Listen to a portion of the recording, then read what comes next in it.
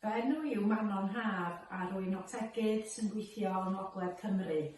Rwy'n gweithio ym Mhorthmadog i gwmni annibynnol o optegwyr sydd efo 13 cangen yn Gogledd Cymru.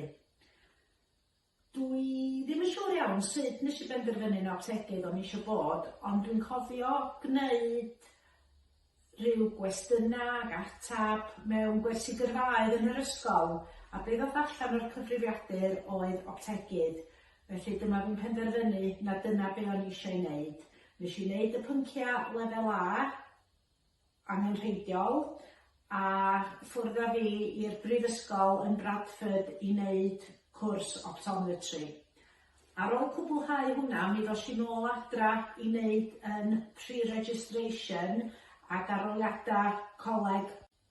Mae bod yn optegydd yn rhoi ystod eang o brofiadau i mi. Dwi'n gweithio hefo criw da iawn. Mae yna optegydd gweinyddol yma, mae yna optegydd sy'n ffitio lenses cyffwrdd ac optegydd sy'n delio hefo chwyddwydr a golwg gwan.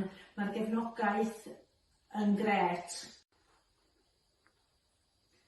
Be di diwrnod arferol yn y waith? Wel, dwi ddim yn siŵr. Da ni'n gweld plant bach, da ni'n gweld pobl canol oed, da ni'n gweld pobl mewn dipyn o oed. Mae o'n fraint cael gweld pan maen nhw'n troi rownd efo spectols newydd a medru gweld a darllen ella am y tro cyntaf ers cyfnod. Ac yn enwedig pobl sydd hefo cyflyrau llygad, lle tydi spectols ddim yn gweithio bob tro, mae eisiau meddwl am bethau eraill fatha chwyddwydra yn fanna. Gan fy mod yn gweithio rhan amser, dwi'n cael y cyfle i fod yn diwtor efo HIW a chael y cyfle i fentora optegwyr yn newydd gymhwyso. Rwy'n hefyd yn cael y cyfle i gynrychioli optegwyr lleol a'r bwyllgora optegwyr y Gogledd sy'n cefnogi optegwyr a helpu cefnogi effaith rhestrau hir yn ysbyta. Y dyfodol, wel, dwi'n edrych ymlaen i wneud cwrs medical retina hefo Brifysgol Gaerdydd.